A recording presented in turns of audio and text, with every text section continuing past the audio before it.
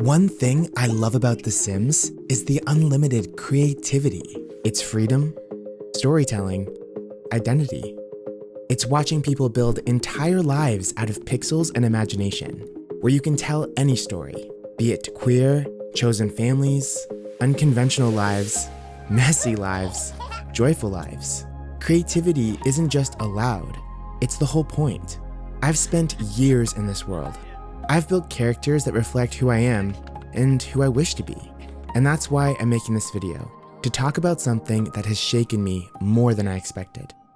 Lately, I've been feeling this knot in my stomach.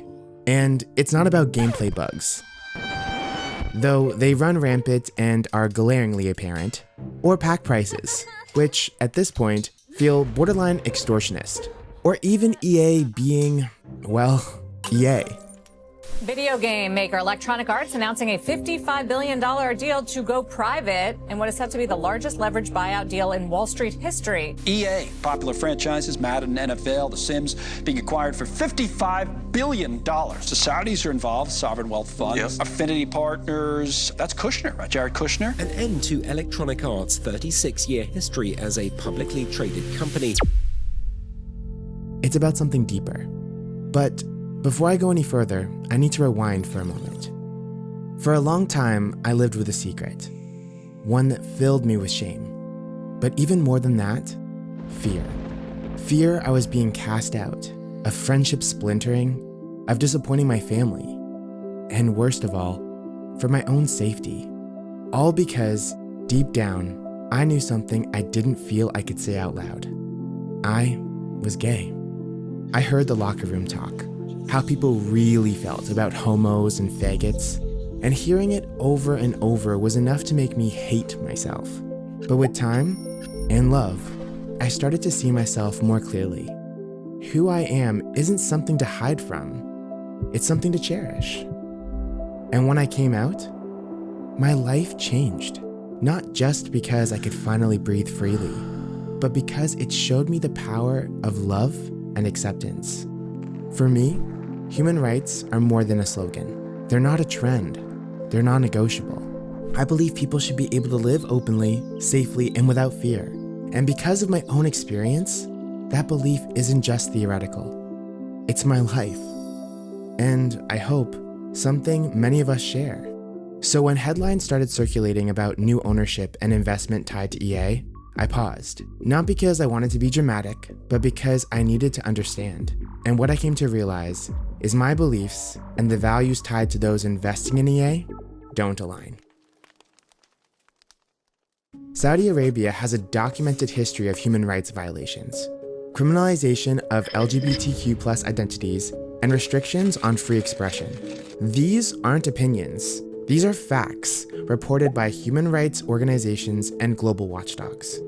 So, I was faced with a question I never expected to ask.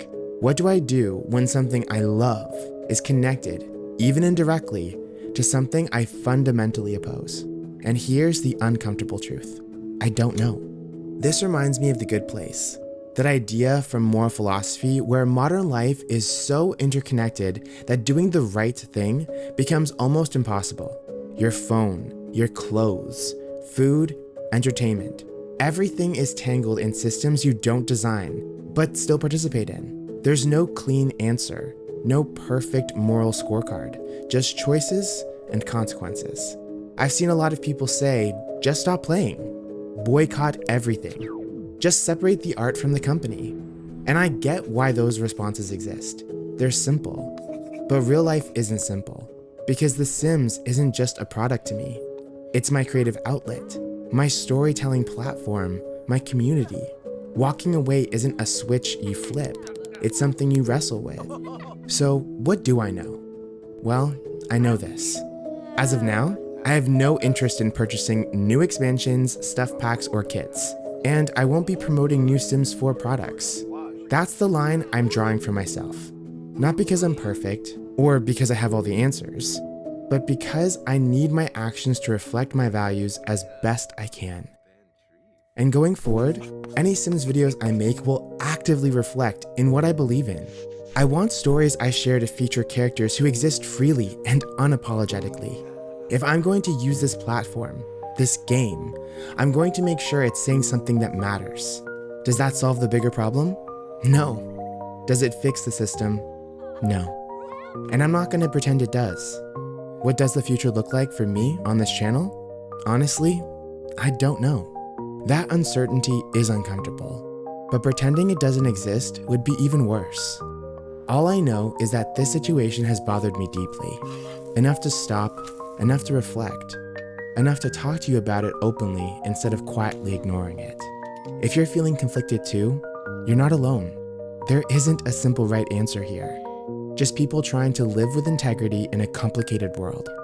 What I do know for sure is this: I'll always be a creator, whether it's in The Sims or beyond it. Right now, my creative energy is focused on projects outside The Sims, stories I can't wait to share.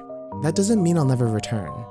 If I do, it'll be because I see a way to use the platform meaningfully, to share diverse stories and reflect the values that matter to me. But I want to be clear about something. If you choose to play The Sims, make videos about it, or continue to love and support it, it doesn't make you a bad person. I understand more than most how deeply someone can connect to this game. My first gay kiss happened in this simulated world, a private space where I could explore who I was without fear, without judgment, without repercussions. It was a place where I could exist freely before the real world felt safe enough to let me do the same. Everyone comes to this with different perspectives. And even people who share similar values may choose different paths. And that's okay. But as of today, this is where I stand. And I'll keep speaking up for a world where love is safe, identity is protected, and dignity belongs to everyone. I know that was a lot. I just want to say thank you for listening. Thank you for being part of a community that makes space for honesty, discomfort, and growth. So, until next time, bye for now.